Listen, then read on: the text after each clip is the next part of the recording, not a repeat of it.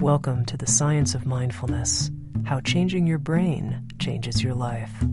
Originating within the world wisdom traditions, and now, as you'll hear, verified through modern science, mindfulness refers to paying attention to whatever arises in our experience in the present moment, whether in response to thoughts, feelings, emotions, or bodily sensations. When we are present to our experience in an open, accepting, and non-judgmental way, we are practicing mindfulness. This introductory program on the science of mindfulness is designed to provide you with a taste of what science has discovered about mindfulness and its scientifically demonstrated potential to help us live in a way that is more open, joyful, and compassionate. We begin our program with Jon Kabat-Zinn, author of Mindfulness For Beginners, with an introduction to the many benefits of mindfulness in our daily lives.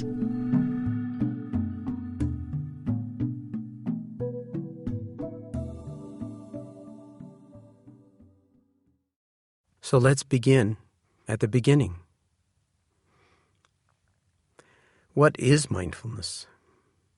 My working definition of mindfulness is that it's paying attention on purpose in the present moment as if your life depended on it, non-judgmentally. Actually, mindfulness is what comes out of paying attention on purpose in the present moment, non-judgmentally, and as if your life depended on it. And that is nothing else than awareness. Now, awareness is something that we're all intimately familiar with, and yet complete strangers to. So the training in mindfulness that we'll be exploring together is really the cultivation of a resource that's already yours. It doesn't require going anywhere. It doesn't require getting anything. But it does require, in some way, learning how to inhabit another domain of mind that we are, as a rule, fairly out of touch with, even though, of course, if we didn't have it, we'd already be dead. Mindfulness is often spoken of as the heart of Buddhist meditation. But really, mindfulness is universal because it's about attention and awareness, as I've just said, and attention and awareness are capacities that are shared by all of us. Nevertheless, it is fair to say that the most refined and developed articulations of mindfulness throughout history and how to cultivate it come from the Buddhist tradition.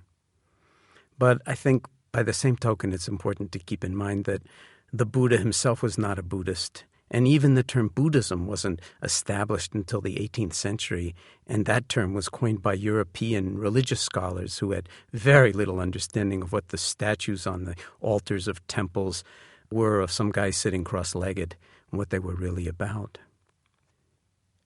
What those statues and other Buddhist art objects are all about is actually the mind and states of mind. And the Buddha represents a state of mind that can simply be called, and he did speak about it in this way, awake. So the Buddha had some profound insights into the nature of the human mind that apply to any human mind, not just Buddhists or people practicing Buddhist meditation for that matter. Otherwise, really, it would be of no value. I like to think of the Buddha as a scientist, a genius of a scientist, really, who had no instruments at his disposal other than his own body and his own mind, and he used them to great advantage to explore the deep questions that he was interested in, like what is the nature of the mind and what is the nature of suffering. And of course, as with any instrument, whether it's a radio telescope or a spectrophotometer or a scale, you have to actually calibrate it first and stabilize the platform on which it sits so that you can get reliable readings. And part of the meditation practice that the Buddha came up with was to actually stabilize and calibrate the mind so that it could do the deep work of penetration. Obviously, if you were trying to look at the moon and you put your telescope on, say, a waterbed and then tried to, find the moon, every time you shifted your posture even the tiniest little bit, you'd lose the moon in the telescope. So it's the same with the mind. If the mind is going to investigate itself, first you have to learn at least the rudiments of stabilizing the mind enough so that it can actually do the work of paying attention and being aware of what's actually going on beneath the surface of our own mind's activities, which often are what thwart us or distract us or carry us away someplace else, as you'll soon see. So for all these reasons, mindfulness is really universal and doesn't have anything to do with Buddhism in the sense of you have to be a Buddhist in order to practice mindfulness, or for that matter, even that you have to practice meditation in order to cultivate mindfulness. But if you understand meditation in the deepest of ways, then you can't possibly not practice meditation when you're cultivating mindfulness, because they are no less than the same thing. It's this deep dimension of awareness that is ours already, but that we just are so unfamiliar with that we can't put it to use at the times in our lives that we need it the most.